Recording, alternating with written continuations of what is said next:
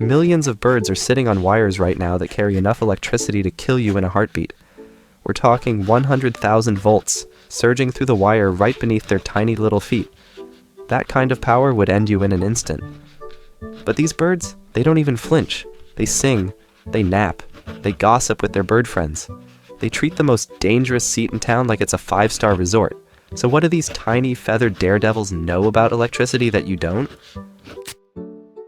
To understand why birds survive, you first need to know what electricity actually is. Inside every metal wire, there are billions of tiny particles called electrons. When something pushes those electrons and they start flowing in one direction, that flow is electric current. Think of it like water flowing through a garden hose. The hose is the wire. The water is the stream of electrons rushing through. And just like water only moves when something pushes it, electrons only flow when they get a push too. That push is called voltage, and power lines carry a lot of it. The wires running along the road near your house carry around 7,000 to 14,000 volts. The big transmission lines on those giant metal towers? Up to 500,000 volts. That voltage is what shoves electrons through the wire from the power plant all the way to the outlet in your wall. The higher the voltage, the harder the push. It's why we slap those big danger signs on electrical equipment. Big push, big trouble. But here's the thing, most people get wrong. Voltage doesn't actually kill you. What kills you is current, the actual flow of electrons through your body. Voltage is just the push. Current is what happens when that push actually forces electrons through something, like your muscles or your heart. It takes just 1/10 of an amp to stop a human heart. That's less current than a nightlight uses. So remember, the push isn't what hurts you, it's the flow that follows. So if current is the killer, why doesn't it flow through the bird? Because of one simple rule. For current to flow through anything, you need a complete circuit, a loop. Electrons have to travel from one point through a path and arrive at a different point with a different voltage. No loop, no flow. It's like a racetrack with a wall built across it. Cars line up, engines roaring, but with nowhere to go, nothing moves. Same with electrons. Break the loop and everything stops. And this is the bird's secret. When a bird lands on a power line, both of its feet are touching the exact same wire, just a few centimeters apart.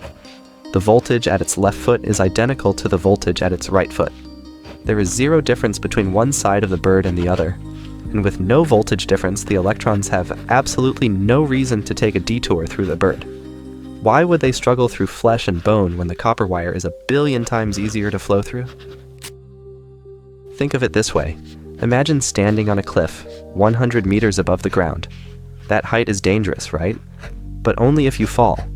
If both your feet are on flat ground at the very top, you're perfectly safe. The bird on the wire is the same idea.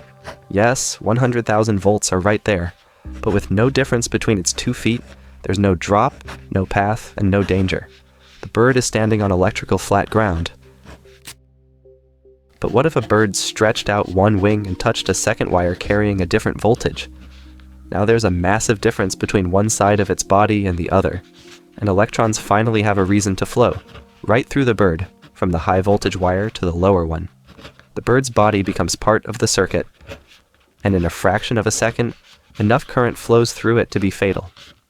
This is when electricity turns deadly. This isn't just a thought experiment. It happens in the real world, all the time. Large birds of prey like eagles, hawks, and owls sometimes get electrocuted because their wingspan is wide enough to bridge 2 wires at once. One study found that nearly 80% of electrocuted raptors were bald or golden eagles. It's become such a serious problem that power companies have started redesigning poles, adding insulation and spacing wires further apart, all to stop large birds from accidentally completing a deadly circuit. And here's something wild. Humans use this exact same principle to work on live power lines. Utility workers sometimes get lifted by helicopter right up to wires carrying hundreds of thousands of volts.